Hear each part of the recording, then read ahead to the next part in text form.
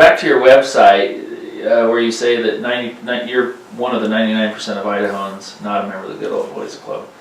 So Lori Shoemaker from Boise asked, what do you plan on having, who do you plan on having as your right-hand people? We want names, exclamation point. I mean, yeah, so who are your cronies? Part of the 99%, I'm assuming.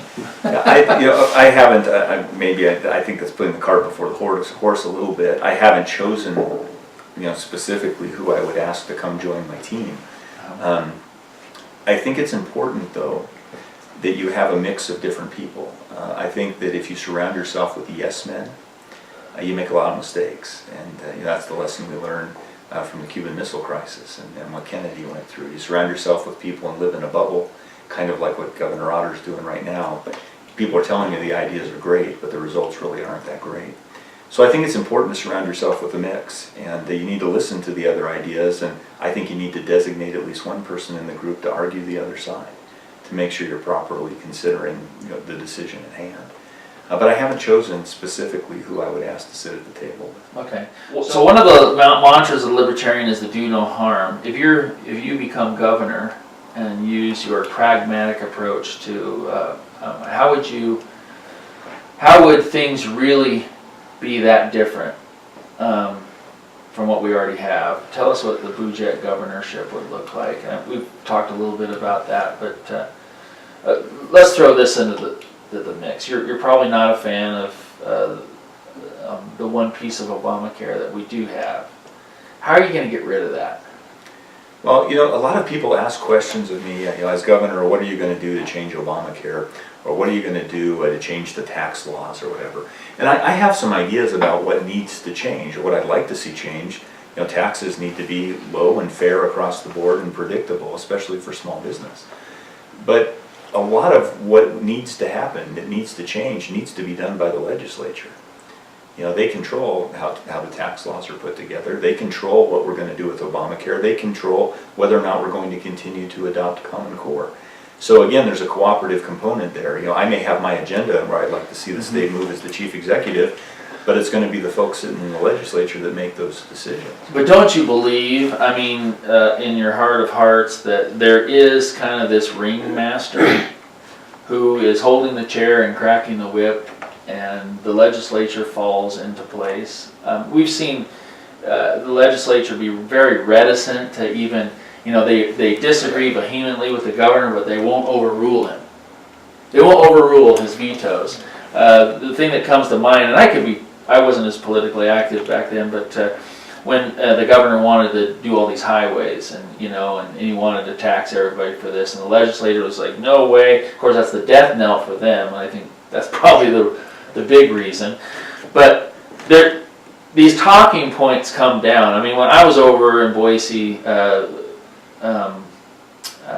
trying to get the exchange, testifying before these commissions and stuff, trying to get it blocked, everybody that was for it had the same talking points. It was all about the wolves, and we didn't, we should have took some responsibility for the wolves, and now they managed it, and now look at the mess we have. And I believe that those talking points were hatched in the governor's office, and he pushes a very strong agenda, which I don't think he should. But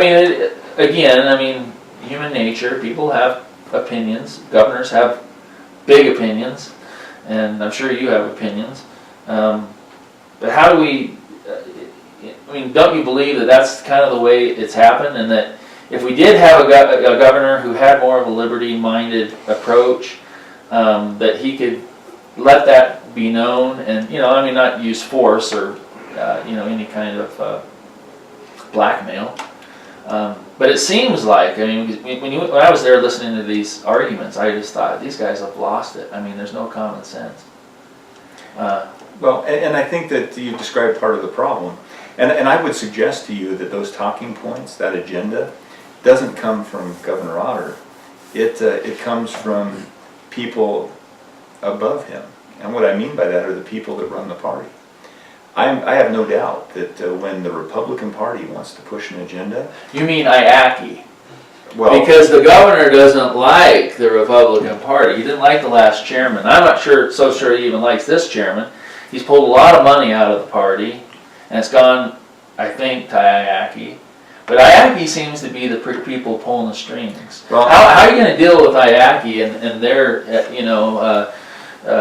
infiltration of, I mean, obviously, if they live by the rules, but they're there, and in mass, And they're the good old boys. I mean, these are people Yeah, with money. absolutely. And It's not the Republican. I don't believe. I believe that there are elements within the Republican Party that want to do exactly what you've done. But for the last 4 or 5, 2 or 3 terms, we've had the guy that Otter doesn't like. He won't have anything to do with the Republican Party. In fact, he didn't even come around and go to any of the debates. He was an empty chair, in the Republican Party. And then he does the circus thing. Yeah. So what are you gonna do about that? Yeah, no, and you're right. I mean, those are the 2 prongs when you talk about the good old boys. It's the connected politicos, it's the political system, and it's the people who have enough money to have influence. And you hit it right on the head. It's IACI. And again, I'm sure you know, the incestuous relationship between IACI and even Governor Otter's campaign, being run by somebody who used to work for IACI. Yeah. So it's incestuous, but how do you get rid of that? You put someone in office who isn't beholden to them. I mean, IACI comes calling on someone like me, I'm going to tell them to stuff it. They come to someone like Butch is going to listen because they fund his campaign. Guess how much money I've received from IACI? Probably about 0. Yeah, that would be 0. And guess how much I care about what they have to say? Not so much. Oh, they brought you a $100,000 check? Yeah, I still wouldn't care. I tell you what, those guys are poison. That is exactly what is ruining the system. Yeah. And like you talk about, if it's happening that way, if it is Butch coming in and sending an email to the legislature and saying this is the way it's going to be, or even making an appearance on the floor and making a speech to let everyone know the way it's going to be, and the legislature doesn't stand up to him, then where's the checks and balance? It can't work. The government can't work that way. Yeah. You can't just, otherwise you have this quasi-dictator sitting in the executive branch making everyone march to the beat of his drum. That's not the way it's supposed to work. So he's a quasi-dictator? Well, if he's running the agenda the way you described, I would say so. I was just speculating. Have you heard about the black helicopters? I'm just yellow helicopters. All right. Thomas Pendergraft of Rigby asks, what will you do to restore property rights in relation to property tax? And I think that's a little bit of what we talked about. There's a little bit of an element that we talked about earlier.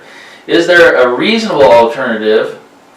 And if so, what would that be? Presuming it would be a tax. That what percent would that be? Presuming that the getting out of property tax. And we depegged school funding partially from property tax, which they're not very happy with. They have to have all these bonds, and let's just give us back our our binky, and then we'll be happy. And we don't have to worry about school funding anymore. Do you have an alternative to property tax? Libertarians, that's a very insidious tax. When you steal the right of property, which it is, you steal the ability to own property that way. Yeah, the whole tax structure in general needs to be redone. You have to have funding for the government, certainly. Where's the funding going to come from? Well, they take a little bit from every place. And I don't think that that's the way to do it. Can you eliminate taxes on property? You could. It's going to involve changing the way the tax code's written. I've heard a lot of different suggestions. You just do a flat tax on income. I've heard flat tax on the amount that you spend and don't tax the income.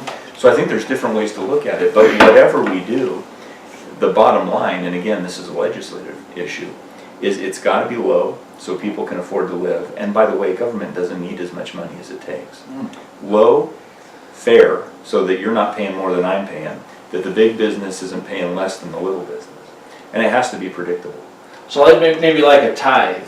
So traditional Christianity has a tithe. From what I understand, a tithe means 10%. And that we'll have a government based upon our population that would have to, and we don't attract, people that come into the state. We'll be a poorer state. We'll be a freer state. We won't have this big, gargantuous, monolithic government hanging over our heads. Sure, what's wrong with that? What's wrong with the 10% A flat month. tax? There's nothing wrong with it. I would love to pay a 10% tax. And everybody pays it, across the board. Fair. Across the board. Exactly. Yeah. So low, fair, predictable, especially for business folks. Small businesses, the taxes have to be predictable.